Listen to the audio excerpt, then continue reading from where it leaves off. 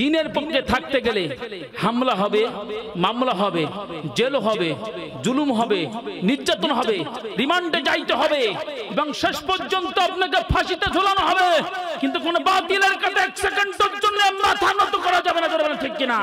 সুতরাং আমরা বলতে চাই, যারা কোরআন ভালো লাগে না, তাদেরকে কোরআন শুনলে গায়ে জ্বালা ধরে, কোরআন আওয়াজ শুনলে তাদের শরীরে অ্যালার্জি হয়, তাদেরকে উদ্দেশ্য করে আমরা বলতে চাই, শুনে রাখো, 50টি বছর ধরে কোরআনের বাগান সাজিয়েছেন কোরআনের পাখি। দীর্ঘ 13 বছর জালিমের কারাগারে বন্দী ছিল। এক সেকেন্ডের জন্য কোরআনের পাখি বাতিলের সাথে আপোষ করে নাই। এই কোরআন আমরা বুকে ধারণ করেছি। যতক্ষণ পর্যন্ত আমাদের নিঃশ্বাস বন্ধ না হবে, ততক্ষণ পর্যন্ত আমরা কোরআনের পক্ষে থাকবো। হামলার মামলা, জেলার জুলুম দিয়া দুনিয়া বিদারে রাজনীতি করে তাদেরকে ধ্বংস করা যায়, কোরআন নীতি যারা করে তাদেরকে নিশ্চিহ্ন করা যায় না, বলে ঠিক কিনা?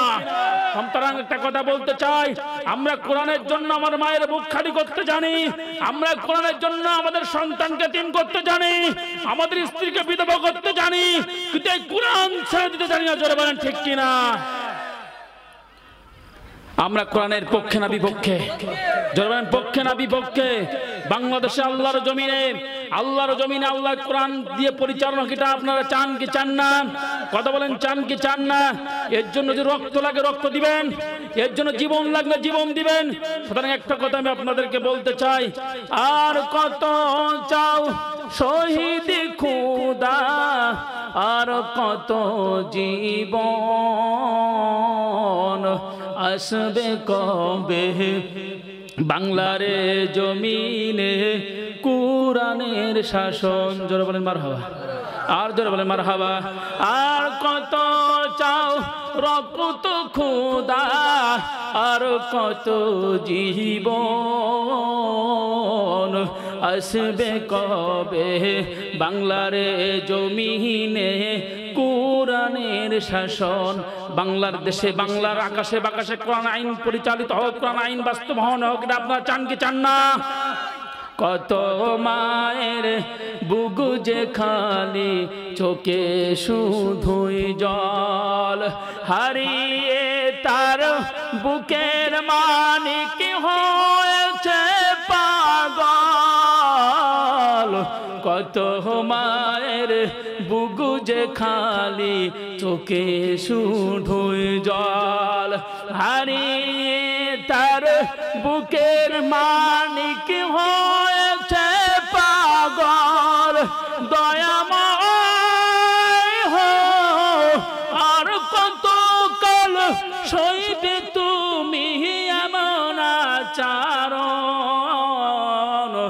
আসবে কবে বাংলার জমিনে আল্লাহ তোমারই শাসন? জোরে বলেন মারহাবা। নবীর চালটা ঠিক করে নেন, জোরে বলেন আল্লাহু আকবার। নবী বলে, ওমর তুমি আমার উপর ওঠো। ওমর বলে, নবী আপনি আমার উপর ওঠেন। আচ্ছা বলেন তো দেখুন, কে কার উপরে উঠবে? আপনার টেনশনের মধ্যে আছেন, আপনার টেনশনের মধ্যে আছেন। ওমর বললেন, না না নবী না, বিয়াদবি আপনার সাথে করা যাবে না। আল্লাহ রসুল বলল, ওমর না, আমি তোমার ঘাড়ের উপর পা রাখবো না। ওমর বলল, নবী না না না, আমি ওমর আপনার অনুমতি দিলাম, আপনি আমার পিঠের উপরে দাঁড়াইয়া মসজিদ নববীর চালটা ঠিক করে নেন। আল্লাহ রসুল বলল, ওমর আমি নবী যদি তোমার ঘাড়ের উপরে পা রাখি, আমার ওয়েট সহ্য করার মতন ক্ষমতা ওমর তোমার নাই। জোরে বলেন আল্লাহু আকবার। ওমর বললেন, নবী কি কথা আপনি আমারে বললেন? আমি তো বুঝতে পারি না। ও নবী কি কথা আপনি বললেন? আমি ওমর অসংখ্য যুদ্ধের ময়দানে গিয়েছি, কখনো তরবারি আমার লাগে নাই। আমি ওমর একবার যে রাস্তা দিয়া যায়, ওই রাস্তা দিয়া 10 দিনের মাথায় শয়তান আর যায় না। সুবহানাল্লাহ বলেন, সুবহানাল্লাহ বলেন। আমি ওমর যে রাস্তা দিয়া যায়, শয়তান ওই দিকে আর যায় না। আমি ওমর এত শক্তি আল্লাহ আমারে দিয়েছে, অসংখ্য যুদ্ধ করেছি, তরবারি লাগে নাই। খেজুরের ডাল দিয়া পিটায়া কাফের গুলা জাহান্নামের মধ্যে পাঠিয়েছি। আল্লাহ নবী বলল, ওমর এত শক্তি তোমার? আল্লাহ রাসূল হাসে, এত শক্তি তোমার? ওমর না না না, যুদ্ধ যখন তুমি করেছো শক্তি কিন্তু তোমার ব্যক্তিগত কোনো শক্তি নাই, শক্তি দিয়েছেন কে? সকল ক্ষমতার মালিককে, সকল ক্ষমতার মালিককে।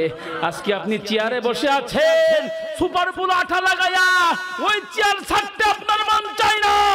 বলেন তো সকল ক্ষমতার মালিককে, মুহূর্তের মধ্যে আপনার চেয়ার লাথি মেরে বিদায় করে দেওয়ার মালিককে। আল্লাহ রাসূল বলেন ওমর, না না না, তোমার যে শক্তি, শক্তি তোমার শক্তি না। তুমি যখন যুদ্ধের ময়দানে যাও, কোরআনের পক্ষে যখন থাকো, আমার আল্লাহ তোমার শক্তি বৃদ্ধি করে দেয়। ওমর বললেন, নবী আপনি আমার ঘাড়ের উপরে ওঠেন, কোনো সমস্যা নাই। আপনি কত কেজি ওয়েট হবেন? আল্লাহ রাসূল বলেন, ওমর না, তুমি কিন্তু সহ্য করতে পারবে না। সুবহানাল্লাহ বলেন। ওমর তা শোনে না, রাসূল এত বুঝাই, ওমর তা মানে না। আমার এত শক্তিশালী মানুষ, আপনি কি বলেন? হইলো এরকম হয় না, এরকম হইলো। আল্লাহর নবী বলল, ওমর তুমি কি পারবা? ওমর বলল, হ্যাঁ আমি পারবো নবী, আমি পারবো। আল্লাহর নবী বললেন, ওমর তাহলে তুমি হামাগুড়ি দাও, তোমার কিরকম সাহস একটু দেখি। আল্লাহ রাসূল বলল, ওমর তুমি কি প্রস্তুত? ওমর বলে, ইয়া রাসূলুল্লাহ, ইয়া হাবিবাল্লাহ, আমি প্রস্তুত, কোনো সমস্যা নাই। আল্লাহ রাসূল বলল, ওমর তুমি যদি প্রস্তুত হয় তুমি হামাগুড়ি দাও, আমি দেখি তোমার শক্তি কত, ক্ষমতা কত। আল্লাহ রাসূল খালি ওমরের আল্লাহ রাসূল ওমরের পিঠের উপরে খালি ডান হাতটা রেখে দিল। ওমর বলল, ইয়া রাসূলুল্লাহ, ইয়া হাবিবাল্লাহ, আমার পিঠের উপর আপনি কি চাপিয়ে দিয়েছেন গো নবী, আমি সহ্য করতে পারি না। আমার মনে হয় নবী গো, আমার পিঠের উপরে আপনি উঠেন নাই, উহুদ পাহাড়ের যত ওজন তার সে ওজন মনে হচ্ছে আমার পিঠের উপরে আপনি চাপিয়ে দিয়েছেন। আল্লাহু আকবার। নবী আমার বলল, আমার ওমর কি হলো তোমার? ওমর বলল, নবী কি চাপিয়ে দিলেন? আমি তো সহ্য করতে পারি না, আমি তো আর সহ্য করতে পারি না রে নবী, সহ্য করতে পারি না। আল্লাহর নবী বললেন, আমার শুনে রাখো, আমি খালি তোমার পিঠের উপরে ডান হাতটা দিয়েছি, সমস্ত শরীরের শক্তি দেই নাই, তাই তুমি সহ্য করতে পারলে না। ওমর একটা কথা তোমারে বলি, এ ওয়েটে শক্তি আমার না, আমার আল্লাহ যে 30 পারা কোরআন নাজিল করেছেন আমার উপর, এই কোরআনের শক্তি। জোরে বলেন আল্লাহু আকবার, নারায়ে তাকবীর, নারায়ে তাকবীর। এই কোরআনের পাওয়ার কম না বেশি? জোরে বলেন কম না বেশি? যে জিনিসের দাম যত বেশি, ওই জিনিসের শত্রু কথা বলে না কেন? যে জিনিসের দাম যত বেশি, ওই জিনিসের শত্রু। আচ্ছা বলেন তো, কোরআন নাজিল করেছেন কে? আচ্ছা এই কোরআন রক্ষা করবেন কে? আচ্ছা বলেন তো দেখি, যে আল্লাহ কোরআন নাজিল করেছেন ওই আল্লাহ রক্ষা করবে। আজ যারা বাংলার জমিন আল্লাহর কোরআনের বিরুদ্ধে অবস্থান নিয়েছেন, আল্লাহর জমিন আল্লাহর কোরআন বাস্তবায়ন হোক এটা যারা চান না, কোরআন আওয়াজ বন্ধ করার জন্য ষড়যন্ত্র চক্রান্ত করতেছেন, টুডে এন্ড টুমরো বাংলাদেশের 56,000 বর্গ কিলোমিটার 1 ইঞ্চি মাটি আপনাদের কাছে আমরা ছেড়ে দেব না। জনগণ ঠিক কিনা? এই কোরআন নিয়ে বাঁচতে চাই, এই কোরআন নিয়ে মরতে চাই। এই কোরআনের বিরুদ্ধে অবস্থান যারা নিয়েছেন, ওই সমস্ত জালেম স্বৈরাচারের সাথে আমাদের কোনো সম্পর্ক নাই। কোরআনের পক্ষে থাকতে রাজি কারা কারা? দোষ তুলে দেখা বাংলা তারা তারা। নারায়ে তাকবীর। আল কোরআনের আলো সংসদে জালো। সকল হাত নামান। সম্মানিত ভাইরা, তাহলে যে জিনিসের দাম যত বেশি, ওই জিনিসের। আচ্ছা বলেন তো দেখি, সব সমস্যার সমাধান, কথা বলেন না কেন? সব সমস্যার সমাধান মানুষের তৈরি করা আইন দিয়ে মানুষের ভাগ্যের কখনো পরিবর্তন হয়? আচ্ছা মানুষ যে আইন তৈরি করেছে, ওই আইন মানুষের কি পরিবর্তন হবে? আইন তো দিয়েছেন কে? আইন বানাই দিয়েছেন কে? আল্লাহ। তাহলে আল্লাহর আইন বাদ দিয়ে যদি মানুষের আইন যদি জীবন পরিচালনা করেন, তাহলে আপনাকে বলা যাবে আল্লাহদ্রোহী। আচ্ছা দেশের বিরুদ্ধে কথা বললে তাকে কি বলা হয়? দেশদ্রোহী। রাষ্ট্রের বিরুদ্ধে ষড়যন্ত্র করলে তাকে কি বলা হয়? রাষ্ট্রদ্রোহী। আচ্ছা বলেন তো দেখি, যদি হক কথা বলা হয় তাহলে আবার ডিজিটাল আইনে মামলা হয়। যদি দেশের বিরুদ্ধে বিদেশে থেকে ষড়যন্ত্র করে রাজাকার বলা হয়, তাহলে আল্লাহর দেওয়া জমিন আল্লাহর কোরআনের বিরুদ্ধে অবস্থান যারা নেবে তাদেরকে আল্লাহদ্রোহীর মামলা হবে। জোরে বলেন ঠিক কিনা? এই মামলা করবেন হচ্ছে আমার নবী। জোরে বলেন আল্লাহু আকবার। সমাধান চাও যদি জীবনে মরণে, খুঁজে নাও ফিরে যাও চোখ রাখো সমাধান সমাধান চাও যদি জীবনে মরণে, খুঁজে নাও ফিরে যাও চোখ রাখো সমাধান। এ বাণী সকলের নয় শুধু মুমিনের, যারাই চলবে মেনে ফল পাবে। কথা বলেন না কোনো। এ বাণী সকলের নয় শুধু মুমিনের, যারাই চলবে মেনে ফল পাবেন কোরআনের। ঘরে বলো কিবা রাষ্ট্রে বলো, ঘরে বলো কিবা রাষ্ট্রে বলো, অশান্তি দূর করে শান্তি আনে সমাধান। সমাধান চাও যদি জীবনে মরণে, খুঁজে নাও ফিরে যাও চোখ রাখো সমাধান। এ তো চির আমলান চির মুকুতির ডাক, এ যে মহাবাণী খোদারি কালামে পাক। ঠিক কিনা যারা বলেন ঠিক কিনা? এ যে চির আমলান চির মুকুতির ডাক, এ যে মহাবাণী খোদারি কালামে পাক। এই দুনিয়া আর সেই দুনিয়া, এই দুনিয়া আর সেই দুনিয়া, মুক্তি পাবে তুমি দো জাহানে সমাধান। সমাধান চাও যদি জীবনে মরণে, ফিরে যাও খুঁজে নাও চোখ রাখো কোরআনে। যারা বলেন মারহাবা, যারা বলেন মারহাবা। সব সমস্যার সমাধান মা বোনদের। আচ্ছা স্বামীর মধ্যে খেদমত হচ্ছে না, আমার চাচা খুব জ্বালায় রয়েছে বলে। চুপ করেন, আপনারা সরে আসেন তো। লা ইলাহা, যুবক ভাইরা, লা ইলাহা কি সুবার বলো আটা মেরি যাও না, আসো আসো। লা ইলাহা সুবহানাল্লাহ,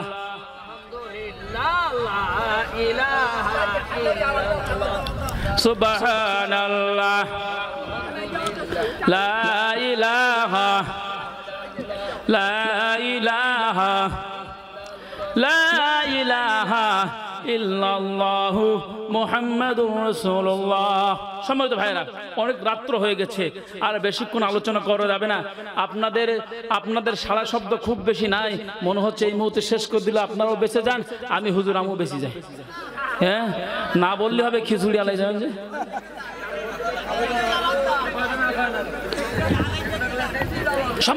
কথা বলেন মা বোনদের সম্পর্কে কিছু কথা বলতেই হবে, না বললে নয়। আচ্ছা, আপনাদের কাছে আমি প্রশ্ন করি, এখান থেকে 20 বছর হয়ে গেল, 30 বছর হয়ে গেল। আচ্ছা বলেন তো দেখি, আচ্ছা যে সমস্ত চাচা আছেন, চাচা যারা আছেন, বলেন তো দেখি, ফজরের নামাজের পর কোরআন, ফজরের নামাজের পরে আপনারা যখন গ্রাম দিয়ে বাইর হতেন, আচ্ছা বলেন তো প্রত্যেক মুসলমানের বাড়ির থেকে একটা আওয়াজ হতো, সে কি আওয়াজ? সবাই বলেন কি আওয়াজ? এখন আর আওয়াজ হয়? এখন কি হয়? কি এখন টুং টুং টুং টুং কি বলে? এখন আর আওয়াজ হয় না। আচ্ছা বলেন তো কোরআন বাড়িতে আছে, এখন কোরআনের কি নাই? কি নাই বলেন? তিলাওয়াত নাই, কোরআনের আওয়াজ নাই। আচ্ছা যে বাড়িতে কোরআনের আওয়াজ হয় না, ওই বাড়িতে আল্লাহর বরকত কম হয় না বেশি হয়? কম হয় না বেশি হয়? চাচাবতী মোটো হয় না, সত্যি কথা বলি ফেলাই। সম্মানিত ভাইরা, এখন মা বোনদের সম্পর্কে কিছু কথা তো বলতেই হবে। আমি আপনাদেরকে একটা কথা বলি, সেটা হচ্ছে এই, কোরআনের পক্ষে থাকতে গেলে, দ্বীনের পক্ষে থাকতে গেলে হামলা হবে, মামলা হবে, জেল হবে, জুলুম হবে, নির্যাতন হবে, রিমান্ডে যাইতে হবে, এবং শেষ পর্যন্ত আপনাকে ফাঁসিতে ঝুলানো হবে। কিন্তু কোন বাতিলের কাছে 1 সেকেন্ডের জন্য মাথা নত করা যাবে না, ঠিক কিনা? সুতরাং আমরা বলতে চাই, যারা কোরআন ভালো লাগে না, তাদেরকে কোরআন শুনলে গায়ে জ্বালা ধরে, কোরআন আওয়াজ শুনলে তাদের শরীরে অ্যালার্জি হয়, তাদেরকে উদ্দেশ্য করে আমরা বলতে চাই, শুনে রাখো, 50টি বছর ধরে কোরআনের বাগান সাজিয়েছেন কোরআনের পাখি। দীর্ঘ 13 বছর জালিমের কারাগারে বন্দী ছিল। 1 সেকেন্ডের জন্য কোরআনের পাখি বাতিলের সাথে আপোষ করে নাই। এই কোরআন আমরা বুকে ধারণ করেছি। যতক্ষণ পর্যন্ত আমাদের নিঃশ্বাস বন্ধ না হবে, ততক্ষণ পর্যন্ত আমরা কোরআনের পক্ষে থাকবো। হামলার মামলা, জেলার জুলুম দিয়া দুনিয়া বিদারে রাজনীতি করে তাদেরকে ধ্বংস করা যায়, কোরআন নীতি যারা করে তাদেরকে নিশ্চিহ্ন করা যায় না। বলেন ঠিক কিনা? সুতরাং একটা কথা বলতে চাই, আমরা কোরআনের জন্য আমার মায়ের বুক খালি করতে জানি, আমরা কোরআনের জন্য আমাদের সন্তানকে তিন করতে জানি, আমাদের স্ত্রীকে বিধবা করতে জানি, কিন্তু এই কোরআন ছেড়ে দিতে জানি না। জোরে বলেন ঠিক কিনা? আমরা কোরআনের পক্ষে না বিপক্ষে? জোরে বলেন পক্ষে না বিপক্ষে? বাংলাদেশে আল্লাহর জমিনে আল্লাহর জমিনে আল্লাহ কোরআন দিয়ে পরিচালনা কিটা আপনারা চান কি চান না? কথা বলেন, চান কি চান না? এর জন্য যদি রক্ত লাগে রক্ত দিবেন, এর জন্য জীবন লাগলে জীবন দিবেন। সুতরাং একটা কথা আমি আপনাদেরকে বলতে চাই, আর কত চাও শহীদ খুদা, আর কত জীবন আসবে কবে বাংলার জমিনে কুরআনের শাসন। জোরে বলেন মারহাবা, আর জোরে বলেন মারহাবা। আর কত চাও রক্ত খুদা, আর কত জীবন আসবে কবে বাংলার জমিনে কুরআনের শাসন। বাংলার দেশে, বাংলার আকাশে বাকাশে কোরআন আইন পরিচালিত হোক, কোরআন আইন বাস্তবায়ন হোক, এটা আপনারা চান কি চান না? কত মায়ের বুকু যে খালি, চোখে শুধুই জল, হারিয়ে তার বুকের মানিক হয়েছে পাগল। কত মায়ের বুকু যে খালি, চোখে শুধুই জল, হারিয়ে তার বুকের মানিক হয়েছে পাগল। দয়াময় হো, আর কত কাল সইবে তুমি এমন আচরণ, আসবে কবে বাংলার জমিনে আল্লাহ তোমারই শাসন। জোরে বলেন মারহাবা, জোরে বলেন মারহাবা। আর কত চাও রক্ত খুদা, আর কত জীবন আসবে কবে বাংলার জমিনে আল্লাহ আপনারই শাসন।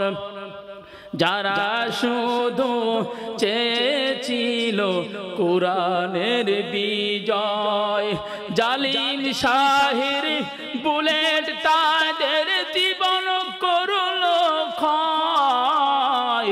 যারা শুধু চেয়েছিল তোমার দিনের জয়, জালিম শাহের বুলেট তাদের জীবন করলো ক্ষয়। দয়াময় হো, মাজলুম হো, আর কত কাল কাটাবো জীবন আসবে কবে বাংলার জমিনে তোমারই শাসন। জোরে বলেন মারহাবা। সম্মানিত ভাইয়েরা, কোরআনের সাথে সম্পর্ক রাখলে, কোরআনের সাথে মহব্বত করলে সম্মান বাড়িয়ে দেয় কে? জোরে বলেন বাড়িয়ে দেয় কে? মা বোনদের সম্পর্কে দুই একটা কথা বলা দরকার, জন্য আমি বলছি। সম্মানিত ভাইয়েরা, এখান থেকে 20 বছর হয়ে গেল, 30 বছর হয়ে গেল, যদি ফজরের নামাজের পর গ্রাম দিয়ে মুরব্বীরা বাইর হতো, প্রত্যেক বাড়ির থেকে কোরআন তেলাওয়াতের আওয়াজ আসতো কি আসতো না? আসতো কি আসতো না? এখন আর বাড়িতে কোরআন তেলাওয়াত হয় না। এখন বাড়িতে কোরআন আছে, তেলাওয়াত নাই। এখন মসজিদ আছে কিন্তু ভালো মুসল্লি নাই। কথা বলেন, মুসল্লি নাই। এই জন্য মা বোন আপনাদেরকে বলা দরকার, আপনাদের যে আল্লাহ 3 ইঞ্চি পেট দিয়েছেন, এই পেটের দাম কম না বেশি? জোরে বলেন কম না বেশি? এখন আম গাছ লাগায় যদি কেউ বলে তেঁতুল খাবো, তেঁতুল হবে না আম হবে? আর তেঁতুল গাছ লাগাই কেউ যদি বলে কমলা লেবু খাবো, হবে? হবে? আচ্ছা, জাম গাছ লাগাই কেউ যদি তাল খোঁজে, তাল হবে? হবে কি? যে ফল, যে গাছ আপনি লাগাবেন ওই ফল আপনারই হবে। মা বোন যারা আছেন আপনাদেরকে বলতে চাই, এখন আর পর্দা তো উঠেই গেছে, পর্দার আচার করবো কি করতে? মা বোনরা অশনও বেশি, মা বোনরা পর্দার খেলাপ করো বেশি। কথা বলেন সম্মানিত ভাইরা। এই জন্য মা বোনদের একটা উদাহরণ দিয়ে আমি শেষ করবো ইনশাআল্লাহ। আব্দুল কাদের জিলানী নাম শুনছেন আপনারা? নাম শুনছেন? আব্দুল কাদের জিলানী মায়ের গর্ভের থেকে দুনিয়ায় আসার পর আব্দুল কাদের জিলানীর মা ছিল 18 পারা কোরআনের হাফেজ। আজর বলেন আল্লাহু আকবার। কয় পারা? আব্দুল কাদের জিলানীর মা সন্তান দুনিয়ায় আসার পর হালকা হালকা কথা বলা শিখছে, অল্প অল্প কথা বলা শিখছে। মায়ের কোলে আব্দুল কাদের জিলানী, মা ছিল কোরআনের সাথে মায়ের সম্পর্ক, কোরআন ভালোবাসতো, কোরআন নিয়ে সবসময় নাড়াচাড়া করত। আব্দুল কাদের বললাম, মা আমার মনে হয় মা তুমি দুনিয়ায় এমন কোন হারাম কাজ করেছো কোন একবার চিন্তা করে দেখো, ভেবে দেখো রে মা। কেননা আমি যা কিছু পড়ি আমার মাথায় তো আর ধরে না, ব্রেনটে ক্যাচ করে না, ধরে না। মা তুমি কোন হারাম কাজ করছো নাকি? আল্লাহু আকবার। ছোট্ট মানুষ, মা টেনশনের মধ্যে পড়ে গেলে কোন বাচ্চা বলে কি? মা বলে আব্বা আব্দুল কাদের, না না না, আমি তো জানা মতে কোনো হারাম কাজ করি নাই রে মা, হারাম কাজ করি নাই রে বাবা, হারাম কাজ করে নাই। আব্দুল কাদের বলল, মা তুমি অনেক চিন্তা করে দেখো, গভীর রাতে যখন ঘুম পড়বা, তুমি ঘুমানোর আগে একবার তুমি চিন্তা ভাবনা করে দেখো তুমি কোনো হারাম কাজ করছো কিনা। কেননা আমি যা কিছু পড়ি আমার ব্রেনটা ধরে না, আবার মাথার মধ্যে কোনো কিছু ঢোকে না, মা কিছু মনে থাকে না। মা বলল, বাবা একটা কথা আমার মনে পড়ছে, সেটা কি শোনো তুমি। আমি যখন তোমার নানার বাড়িতে যাই, নানার বাড়িতে যাওয়ার পর আব্বা গো আব্দুল কাদের, তোমার নানাদের উঠানে আমি দেখলাম আষাঢ় নেড়ে দেওয়া আছে। আষাঢ় আছে না? আষাঢ় নেড়ে দেওয়া আছে। আমি মনে করছিলাম আষাঢ় গুলা হচ্ছে তোমার নানাদের হবে, ইয়ে বলে আমি খাইছিলাম অল্প। খাওয়ার পর বাবা তোমার নানি আমারে বলল, ও মা তুমি কি আষাঢ় খাইছিলে? বল হ্যাঁ আম্মা জান আমি খাইছিলাম। বলো তো আমাদের না, পাশের বাড়ি একজনের। আল্লাহু আকবার। আব্দুল কাদের বলল, মা এজন্য ওই না বলে আষাঢ় খাওয়ার কারণে আমি তোমার সন্তান, আমার মাথার মধ্যে পড়াশোনার ঢোকে না, তুমি হারাম কাজ করছো তাই। আল্লাহু আকবার। আম্মা জান যারা পর্দার অন্তরালে আছেন আপনাদেরকে বলি, মারে আব্দুল কাদেরের মা যদি সামান্য আচার না বলে খাওয়ার কারণে এর প্রভাব যদি সন্তানের উপরে পড়ে, আর আপনারা সন্ধ্যেবেলা স্টার জলসার জি বাংলা যেভাবে দেখা শুরু করেছেন, আপনার পেটের মধ্যে আব্দুল কাদের জিলানী হবে না, আপনার পেটের মধ্যে খেলা হবে, ওই হবে। হ্যাঁ কি হবে বলেন তো দেখি। আব্দুল কাদের বলল, মা একটু আসার তুমি না বলে খাওয়ার কারণে এর প্রভাবটা আমি সন্তান আব্দুল কাদের আমার উপরে পড়েছে রে মা। আম্মা বললাম, আব্দুল কাদের চলো চলো তোমারে আমি এক মক্তবের মধ্যে ভর্তি করাই দেই, একটু পড়াশোনা করার জন্য মাদ্রাসায় ভর্তি করাই দেই। আব্দুল কাদেরকে মাদ্রাসায় নিয়ে গেল। নিয়ে যাওয়ার পর শিক্ষকের কাছে গিয়ে বলল, হুজুর আমার সন্তানটা আপনার কাছে আমি দিয়ে গেলাম আমানত, আমার সন্তানটা আপনি সুন্দরভাবে পড়াশোনা করাবেন, মাদ্রাসায় দ্বীনি শিক্ষায় শিক্ষিত করবেন, কোরআনের সাথে আমার সন্তানের সম্পর্ক আপনি তৈরি করে দেবেন। আচ্ছা বলেন তো দেখি, এখন যে সমস্ত সন্তান দুনিয়াতে আসে বাপ মা মক্তবে কি এখন আর দেয়? এখন আর কোরআনের সাথে সম্পর্ক তৈরি করায় দেন। আরে বাপ মা নিজেই তো কোরআন পড়ে না, ও কি করে দেবে? কথা বলেন। মাগরিবের পড়তে জি বাংলা স্টার জলসা দেখতে রাত 10টা বেজে যায়, এখন রাত্রি সিরিয়াল যে না ধরতে পারে সকালে কাজা আদায় করে, আছে না? সময় তো ভাই আপনারা যারা বলছে আছে, আপনারা কম জিনিস না। সন্ধ্যার পর চার দোকানে জম্বের গল্প করা করিয়ে রাত 11টার সময় বাড়ি গেল, জরিনা মা ধরে যখন জরিনা বললে পারলে তুমি খুলি বারান্দায় সব আন্দাজ পাও না, আমি সিরিয়াল দিয়ে ঘুম পড়ি, তুমি কোন দিয়েছ? তো বলেন আলিফের অর্থ আপনারা কি জানেন? আমি জানি, মনিরুল ভাই জানে, কেউ জানে না।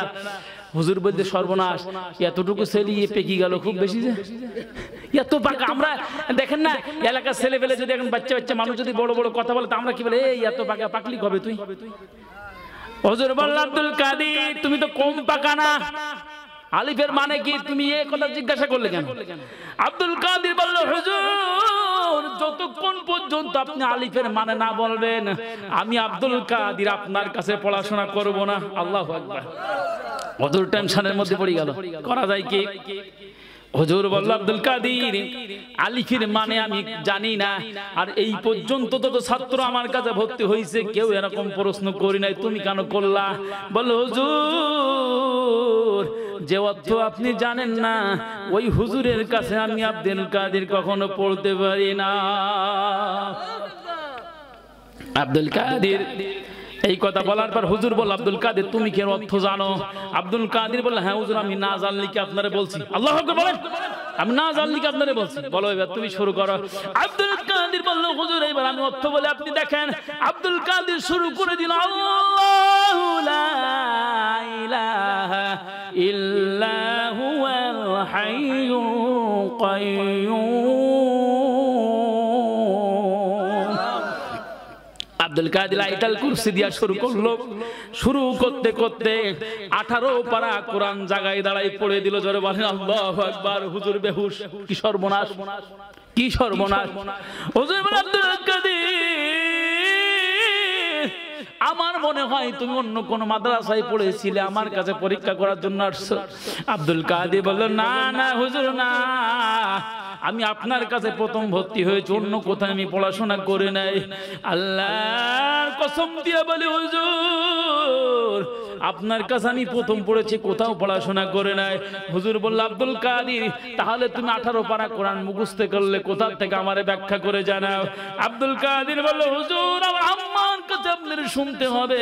আব্দুল কাদের আম্মাকে খবর দেওয়া হলো। আব্দুল কাদের আম্মা হুজুরের সামনে চলে গেলেন। হুজুর বলল আব্দুল কাদেরের মা, আমার মনে হয় আপনার সন্তান সাধারণ কোন মানুষ হইতে পারে না, সাধারণ কোন ছেলে হইতে পারে না। আব্দুল কাদের 18 পারা কোরআন শরীফ আমার সামনে জায়গায় দাঁড়াই পড়ে দিল। আমি হুজুর তো অবাক হয়ে গিয়েছি। আব্দুল কাদেরের মা আপনি একটু ব্যাখ্যা করে বলেন এর সমস্যাটা কোথায়। আব্দুল কাদেরের মা বলল হুজুর আপনি জানেন না, জানেন না আমি 18 পারা কোরআনের হাফেজ। আব্দুল কাদেরের মা 18 পারা কোরআন হাফেজা ছিলাম। আমি যখন উঠোন ঝাড়ু দিতাম আমার সন্তান কোলের মধ্যে করে নিয়ে আমি উঠোন ঝাড়ু দিতাম আর আমি কোরআন তেলাওয়াত করতাম। ছোট্ট আব্দুল কাদের আমার কোলে বসে বসে মুখের কাছে বিড় বিড় করে কি জানো পড়তো।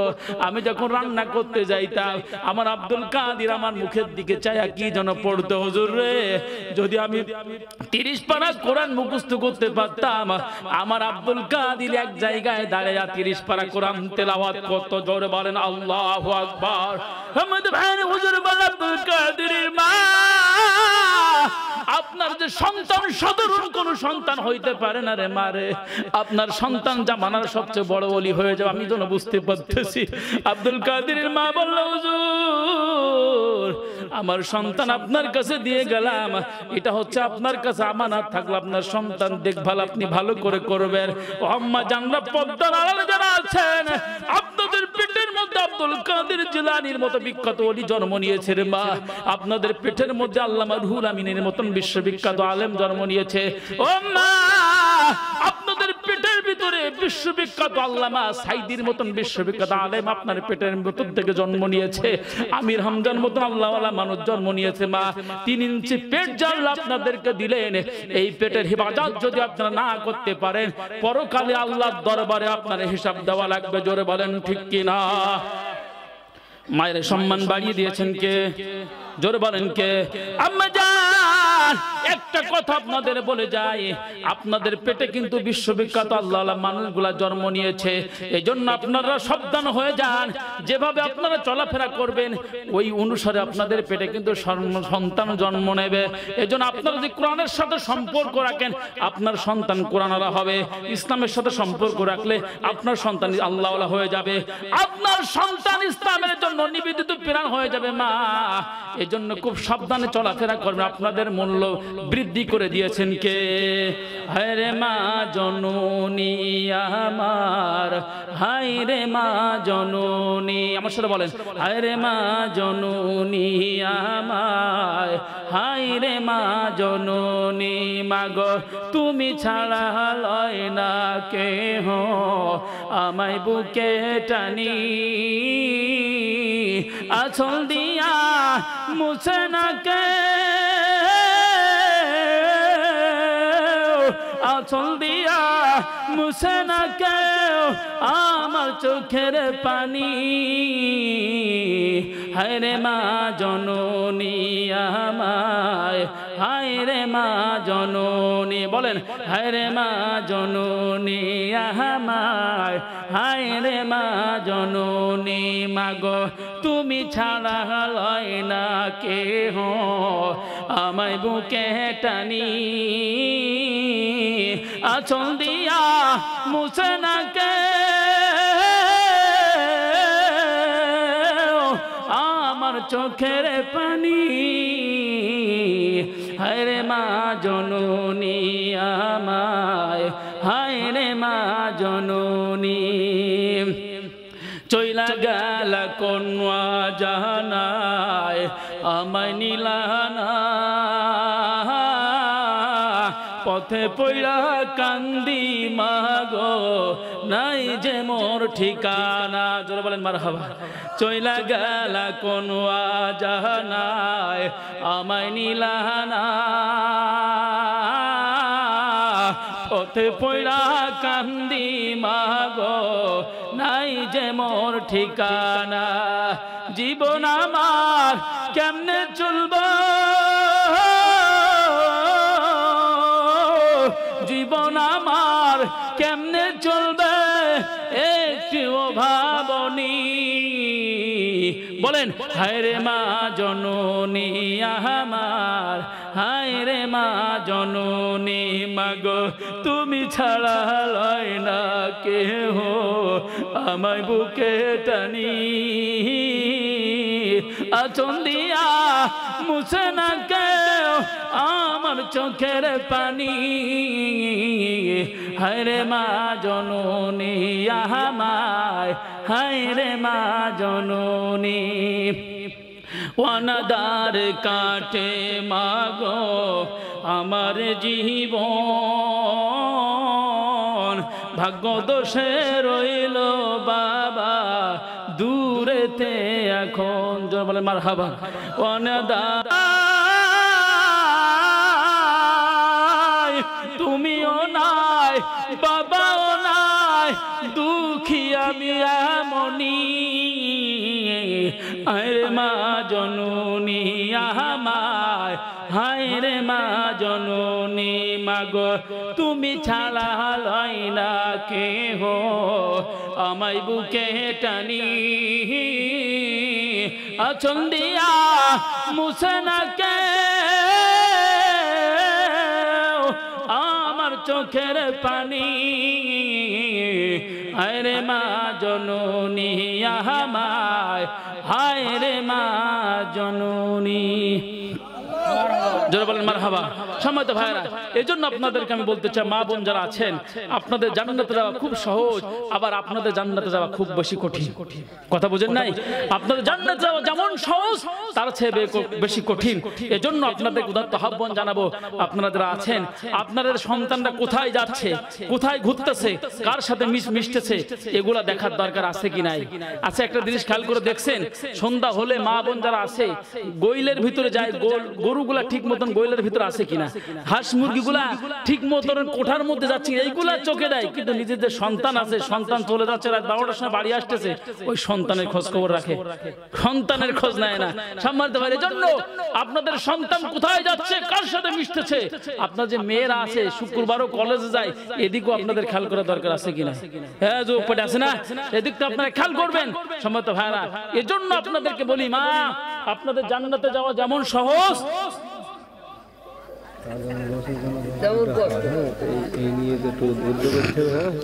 সম্মানিত ভাইরা, আরেকটা কথা আপনাদেরকে বলি, এখানে যে মাহফিল হয়েছে আপনারা খুশি না বেজার? দুই হাত তোলেন তো সবাই, সবাই দু হাত তুলে বলেন তো এখানে মাহফিল হয়েছে আপনারা খুশি না বেজার? আচ্ছা এটা জান্নাতের বাগান, আপনাদের বিশ্বাস হয়? এই জান্নাতের বাগানে কথা বলেছেন কে? বিশ্বনবী মুহাম্মদ রাসূলুল্লাহ সাল্লাল্লাহু আলাইহি ওয়াসাল্লাম। যে জায়গায় কোরআন আর হাদিসের আলোচনা হয় ওই জায়গাটা সাধারণ কোনো জায়গা থাকে না, যতক্ষণ পর্যন্ত হাদিস আর কোরআনের আলোচনা হবে ওই জায়গায়। নিজের সন্তানকে জেলখানার মধ্যে থেকে বিদায় দিয়েছেন কোরআনের পক্ষে থাকার কারণে। কোরআনের পক্ষে নিজের 10 মাস 10 দিন গর্ভধারিণীর মাকে বিদায় দিয়েছেন। 13 বছর জালিমের কারাগারে ছিলেন, এক সেকেন্ডের জন্য বাতিলের সাথে আপোষ করেন নাই। শেষ পর্যন্ত 13 বছর থাকার পর হাসি মুখে বিদায় নিয়ে শাহাদাতের পেয়ালা পান করেছেন। এই যে কোরআনের পাখির রেখে দেওয়া ময়দান আমরা ছেড়ে দেব না। আমাদের জীবন দিতে পারি কিন্তু কোরআন ছেড়ে দিতে পারি না। ঠিক কিনা? সম্মানিত ভাইয়েরা, আল্লামা সাঈদী দুনিয়া থেকে বিদায় নিয়েছেন, কিন্তু আল্লামা সাঈদী উত্তরসূরি কি বিদায় নিয়েছেন? দেখবেন জালেম যারা হয়, বাতিল যারা হয়, ওরা জীবিত সাঈদী সে মৃত্যু সাঈদীকে বেশি ভয় করে। জোরে বলেন ঠিক কিনা? সম্মানিত ভাইরা, একটা জিনিস আমি আপনাদেরকে এবার একটা গান বলে আপনাদেরকে বোঝাই। আল্লামা সাঈদী পৃথিবীতে আর নাই, তবে তার কবরে পুলিশ আছে পাহারায়। জোরে বলেন ঠিক কিনা? আল্লামা সাঈদী পৃথিবীতে আর নাই, তবে তার কবরে পুলিশ আছে পাহারায়। জোরে বলেন ঠিক কিনা? মরণে হাসিলে তুমি কাঁদিল সবই, এমন জীবন তুমি করেছো দামি। মরণে হাসিলে তুমি কাঁদিল সবই, এমন মরণ হলো সবচেয়ে দামি। যাদের কাছে এই পৃথিবী দামি, খোদার কাছে তারা বেদামি। জরমান ঠিক কিনা? জালিমের জুলুম আজ সইছো তুমি, জালিমের জুলুম আজ সইছো তুমি, আল্লাহর কাছে ছাড়া মাথা নত করনি। সাইদি আল্লামা সাইদি পৃথিবীতে আর নাই, তবু তার কবরে পুলিশ আছে পাহারায়। জোরে বলেন ঠিক কিনা? ওরা মৃত সাইদির ছেলে জীবিত, ওরা জীবিত সাইদির ছেলে মৃত্যু সাইদিকে ভয় পায়। ওরা আল্লামার কবরের ধারে পুলিশ পাহারা দিয়ে আল্লামার উত্তরসূরিদেরকে বন্ধ করতে চায়, কিন্তু কখনো পারবে না। কোরআনের ভালোবাসা ছিল, আছে, থাকবে। যতদিন পর্যন্ত আল্লাহর জমিন থাকবে, আল্লাহর কোরআনের পক্ষে আমরা থাকবো। জোরে বলেন ঠিক কিনা? কোরআনের তাফসীর করতো তিনি, তাই তো জনগণ তাকে ভুলিনি। জোরে বলেন ঠিক কিনা? আল্লামা সাইদিকে আমরা ব্যক্তিগত কেন্দ্রিক ভালোবাসি নাই, ওনাকে ভালোবাসি কোরআনের জন্য। জোরে বলেন ঠিক কিনা? কোরআনের তাফসীর করতো তিনি, তাই তো জনগণ তাকে ভুলিনি।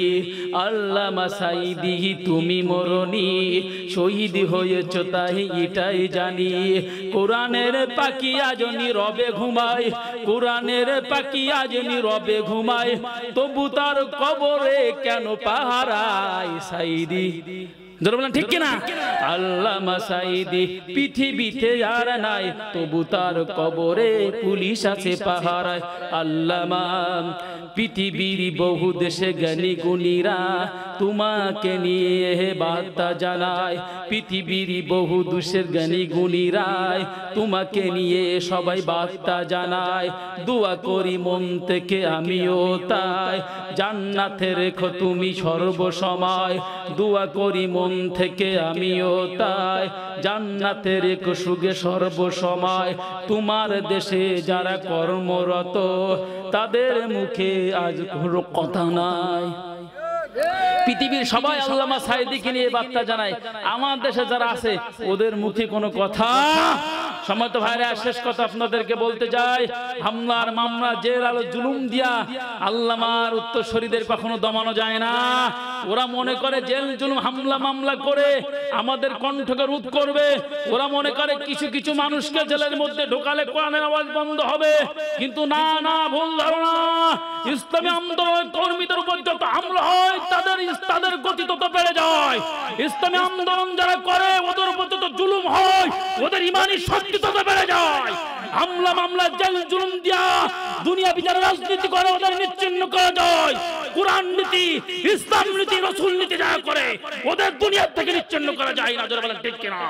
সম্মানিত ভাইরা, তাহলে বলেন তো দেখি, এই আসমানের মালিক যে আল্লাহ, জমিনের মালিক সেই আল্লাহ, হায়াতের মালিক যে আল্লাহ, মৌতের মালিক সেই আল্লাহ, যে আল্লাহ কোরআন নাজিল করেছেন, এই আল্লাহর জমিন আল্লাহর দ্বীন কায়েমের জন্য আমাদেরকে শপথ নিতে হবে। আল্লাহর জমিন আল্লাহর দ্বীনের জন্য যে ডাক আসে, আমরা জীবন দেব, শহীদ হব, কিন্তু বাতিলের কাছে মাথা নত করব। আল্লাহ সুবহানাহু ওয়া তাআলা আমাদেরকে দ্বীনের জন্য কবুল করুক। সকল আল্লাহুম্মা আমিন। আসসালামু আলাইকুম ওয়া রাহমাতুল্লাহি তাআলা ওয়া বারাকাতুহু।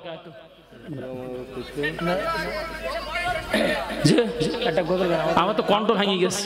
যুবকের রক্ত ঝরেছে, ওই জমিন ইসলামের জন্য উর্বর হয়ে গেছে। ঠিক কিনা?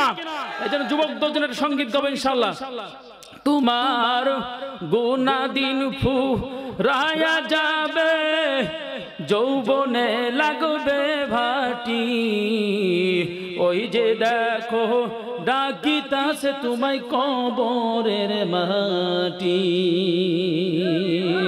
তোমার গুনাহ দিন ফুরায়া যাবে, যৌবনে লাগবে ভাটি, ওই যে দেখো ডাকিতাছে তোমায় কবরের মাটি, ওই যে দেখো ডাকিতাছে তোমায় কবরের মাটি।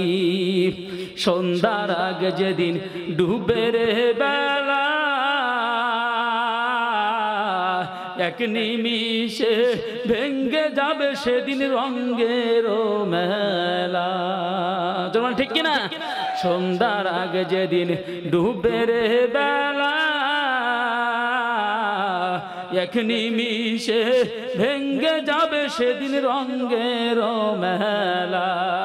কার বাদিবা জোরে ধমক, কার মাথায় ভাঙবা লাঠি, ওই যে দেখো ডাকিতাছে তোমার, ওই যে দেখো ডাকিতাছে তোমার কবরের মাটি। তোমার গুনাহ দিন ফুরায়া যাবে, যৌবনে লাগবে ভাটি, ওই যে দেখো ডাকিতাছে তোমায় কবরের মাটি। জোরে বলেন ঠিক কিনা? ঘুরছো মোরা তোমরা দুনিয়ার পিছে, এত আশা ভালোবাসা বলো সবই যে মিছে। জোরে বলেন ঠিক কিনা? ঘুরছো তোমরা মোরা ক্ষমতার পিছে, এত আশা ভালোবাসা বলো সবই যে মিছে।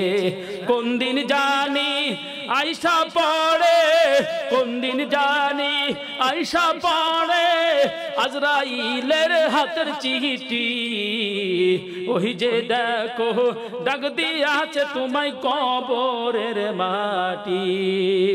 তোমার গুনাহ দিন ফুরায়া যাবে, যৌবনে লাগবে ভাটি, ওই যে দেখো ডাকিতাছে তোমায় কবরের মাটি, ওই যে দেখো ডাক দিয়াছে তোমায় কবরের মাটি। নারায়ে তাকবীর, নারায়ে তাকবীর। আলহামদুলিল্লাহ লানাকুনান্না মিনাল খাসিরিন। রব্বুল আলামিন আল্লাহ গভীর রাতে আল্লাহ তারালি রহিমপুর পাঞ্জাকানা আফসার চাচার বাড়ির সংলগ্ন এই ময়দানে তোমার কাছে হাত তুলেছি। আল্লাহ আমি অধম গুনাহগার, গুনার বোঝা মাথায় নিয়ে আসামির মতো করে হাত তুলেছি। আল্লাহ আমাদের মধ্য হতে যে হাত দুখানা তোমার কাছে পছন্দনীয় হয়, ওই হাতের ওসিলা করে আমাদের তামাম জীবনের গুনাহগুলা তুমি মাফ করে দাও রব্বুল আলামিন। আল্লাহ জান্নাতের বাগানে যারা বসে আছে আল্লাহ, কিয়ামতের মুসিবতের কালে আল্লাহ এভাবে একত্রিত জান্নাতে যাওয়ার তৌফিক আমাদেরকে তুমি দান করে দিয়া দাও। আল্লাহ এত সুন্দর আয়োজন যারা করেছে, অক্লান্ত পরিশ্রম করেছে আল্লাহ, তাবারক করে ব্যবস্থা করেছে আল্লাহ, অনেক পরিশ্রম করার ফলে আল্লাহ তোমার কোরআনের বাগান যারা সাজিয়েছে আল্লাহ, সকলের মনের নেক আশা কোনো তুমি পূরণ করে দিয়া দাও। আল্লাহ আমার সামনে যারা বসে আছে আল্লাহ, তুমি কোরআনের জন্য দ্বীনের জন্য আমার মুসল্লিদেরকে কবুল আর মঞ্জুর করে নিয়ে নাও। আল্লাহ এতক্ষণ যারা আলোচনা করেছেন আল্লাহ, তাদেরকে দ্বীনের জন্য কবুল করে নাও। আমার ডান সাইড আমার বন্ধু হাফেজ মনিরুল কাল্লা ইসলামের জন্য কবুল করে নাও আল্লাহ।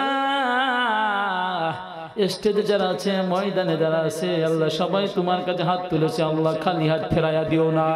যে হাত দুখানা তোমার কাছে পছন্দনীয় হয়, ওই হাতের ওসিলা করে আমাদের জীবনের গুনাহগুলো তুমি মাফ করে দাও আল্লাহ। দুনিয়ায় কোন মানুষের কাছে যদি আমরা হাত পাতি, এক মুঠ চাউল দেয়, 1 টাকা দেয়, 5 টাকা দেয়, 10 টাকা দেয়, আল্লাহ আসমান আর জমিনের মালিকের কাছে হাত পিতেছি, খালি হাত ফেরাইয়া দিও না আল্লাহ। বান্দা মরে করে জীবনের গুনাহগুলো মাফ করে দাও রব্বুল আলামিন। আল্লাহ কোরআনের বাগান সাজানোর জন্য অর্থ দিল, শ্রম দিল আল্লাহ, যেন তাবারকের ব্যবস্থা করেছে অনেক কষ্ট করে আল্লাহ। যে সমস্ত ভাইয়েরা দ্বীনের জন্য এত কষ্টগুলা করলো আল্লাহ, ইহকালে প্রতিদান তুমি না দাও, পরকালে এর যা যা তুমি তাদের আমলনামায় দিয়ে দাও রব্বুল আলামিন। আফসার ভাই সহ আল্লাহ যারা অক্লান্ত পরিশ্রম করেছে আল্লাহ, তাদেরকে তুমি কবুল করে নিয়ে নাও আল্লাহ। আমরা যারা হাত তুলেছি, আমাদের জনম দুঃখিনী আব্বা মনে করে চলে গেল আল্লাহ, 10 মাস 10 দিন গর্ভে ধারিনি মা যাদের বিদায় নিল আল্লাহ, মাহফিল থেকে বাড়ি গিয়া মা বলে যদি দেখি এক মুহূর্তের জন্য মা ডাক শুনবে না, 3.5 মাটির নিচে আমাদের মা শুয়ে আছে আল্লাহ।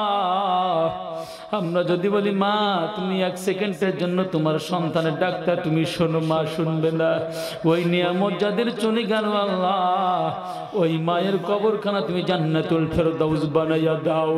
আমাদের আব্বা যাদের চলে গেল আল্লাহ, আব্বার কবরখানা তুমি জান্নাতের টুকরাই পরিণত করে দিয়া দাও। আজকে যারা মাহফিলের ইন্তজাম করলো আল্লাহ, আগামীতে যেন আরো সুন্দরভাবে মাহফিল পরিচালনা করতে পারে, কোরআনের বাগান সাজাতে পারে, সেই রহমত বরকত তাদের উপরে তুমি দান করে দাও আল্লাহ। পদ্মার অন্তরালে আমার আম্মা জানরা যারা আছে আল্লাহ, আব্দুল কাদিরের মায়ের মতন হিকমত তাদের দান করে দাও। মা বোন যারা আছে আল্লাহ, স্বামীর খেদমত করার তৌফিক দান করে দাও আল্লাহ। মা আপনাদেরকে জান্নাতে যাওয়া খুব সহজ, 4টা আমল যদি করতে পারেন, 8টা জান্নাতের দরজা দিয়া যে কোনো দরজা দিয়া আপনার জান্নাতে যাওয়ার অধিকার আল্লাহ আপনাদের দিয়েছে রে মা। এজন্য আপনার আল্লাহর কাছে আমরা ফরিয়াদ করি আম্মা খাদিজা আয়েশার মতো আপনাদেরকে আল্লাহ কবুল আর মঞ্জুর করে নিয়ে আনিক রব্বুল আলামিন। আল ইসলামের জন্য, দ্বীনের জন্য মায়েদের অবদান সবচেয়ে বেশি আল্লাহ। খাদিজা রাসূলের সাথে বিয়ের পর জীবনের সম্পদ ইসলামের জন্য বিলিয়ে দিয়েছিল আম্মা জানরা উত্তরসূরি। আল্লাহ খাদিজার মধ্য দ্বীনের জন্য কবুল করে নিয়ে নাও। আয়েশার মতন জ্ঞান তুমি তাদের দান করে দিয়া দাও। ফাতেমার মতো কবরের ভাই মায়েদের বলে পয়দা করে দিয়া দাও। আমরা যারা হাত তুলেছি আল্লাহ, মৃত্যুর ডাক এসে যাবে যখন আল্লাহ, ইমানের সহিত মৃত্যুবরণ করার তৌফিক দান করে দাও আল্লাহ। এমন কঠিন পরিস্থিতির মধ্যে বাংলাদেশ অতিক্রম করতেছে আল্লাহ, ইমান ডাকা অনেক কঠিন হয়ে গিয়েছে।